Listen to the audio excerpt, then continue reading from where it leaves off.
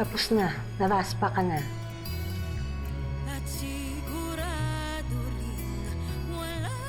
Si Wilfred po. Umalis na. Kanina pa.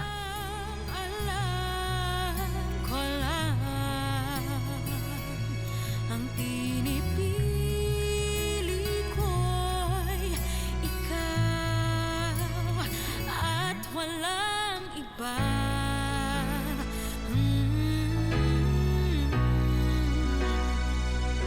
Hindi mawawala, hindi mababago, na ang alam ko lang ay magmahal sa'yo.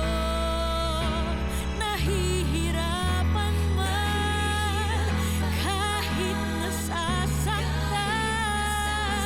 maaasahan mo. Wala na yung baby. So, totoo ngang buntis siya. The fetus was just 2 months old. But still, anak ko pa rin yun. Kapatid mo. Nawala na lang. Magkakaroon na sana ako ng baby brother. Or if kung girl man yun, then another baby sister. Natutuwa sana si Leah. Gusto pa naman niya ng may kalaro. Amber, no. No. Hindi pwede malaman ni Leah. She's too young, hindi niya maintindihan to.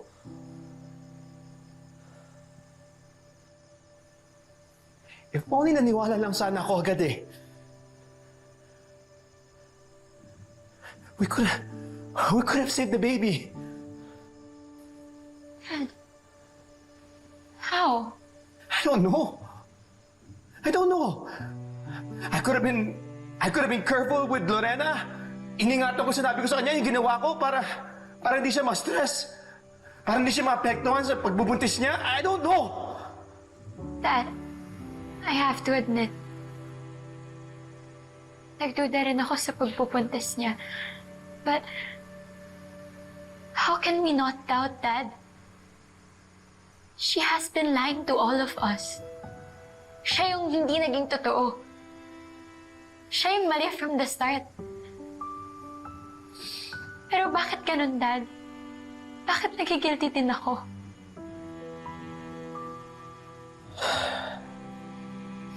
I get you. Amber, naiintindihan kita. I feel the same way. Nagagalit ako na nalagay tayo sa ganitong sitwasyon. Tayo na nga niloko.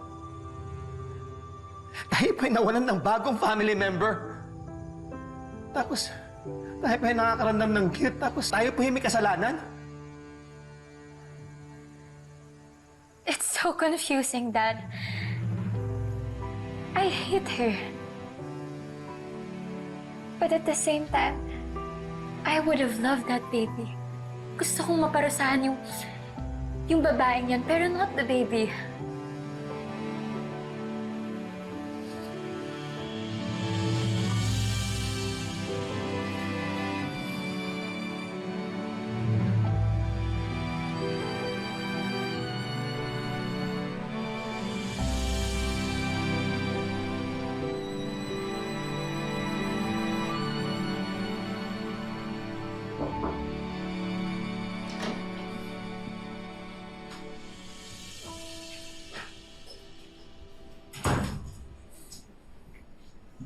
Ate Carol, sinabi sa amin ng nurse ko ano nangyayari.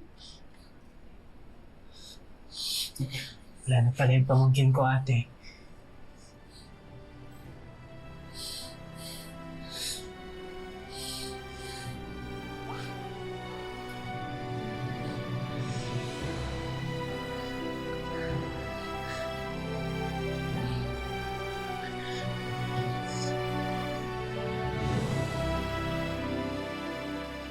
Wilfred, thank God. I've been trying to reach you the whole day pero hindi kita makontakt. Buti na lang tinawagan ko si Amber, nalaman ko na nakauwi ka na. Ano bang kailangan mo? I'm just concerned. Amber told me the sad news. Ronnie, ayoko ng pag-usapan. Why not? Mas okay na, Wilfred, na ilabas mo yung nararamdaman mo para naman gumaan. Ronnie, hindi nagagana pakiramdam ko. Then let me mourn with you. I know this is hard to accept, but think of it this way. Baka blessing in disguise yung nangyari. Kasi sige nga, paano ipagbubuntis ni Carol yung bata kung nakakulong siya? Baka magkasakit pa yon, makapita ng disease, maging abnormal. Ronnie, I said I don't want to talk about it. And when the baby's out, di ba, anong mangyayari? He or she or whatever, he'll be caught in this mess. Ronnie, please, stop. Gusto mo ba lumaki yung bata na knowing na her brother's a criminal? Rotting in jail? Gusto mo bang mangyari yun? Ronnie! Hindi magiging normal yung buhay ng bata. Sige, kaya okay na wala na yung baby. Ronnie! Stop! Don't talk about my child like it's some stray dog. Ronnie, anak ko pa rin yun. Kahit kaya itong kasama nangyari, gusto ko pa rin mabuhay yung bata. I'm just trying to help. Well, you're not helping. Kaya please, umalis ka na. Ronnie, just leave. Please! Let me grieve my baby alone.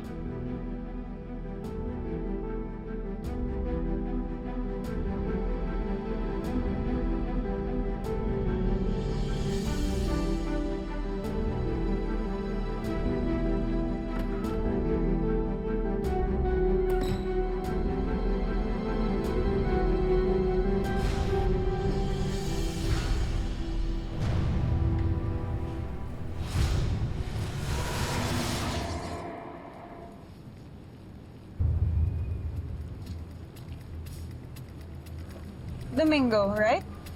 Ikaw yung may contact sa loob? Kaya po si Ma'am Ronnie.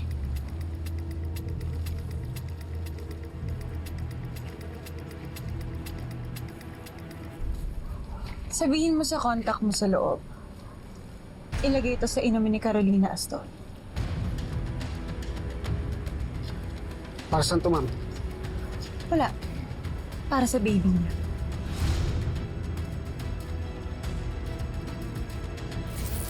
Pinatay mo ang anak natin. Dahil sa'yo! Kaya wala na siya ngayon! Itutuloy mo pa rin ba yung kaso? Joy deserves justice. Correct. Kung kinakailangan halugugin niyo ang buong Pilipinas para makahanap ng ebidensya, ng witness, ng kahit anong makakatulong sa kaso ko, gawin niyo. Dilinisin ko ang pangalan ko para sa anak kong namatay at sa anak kong nilayunin na sa akin.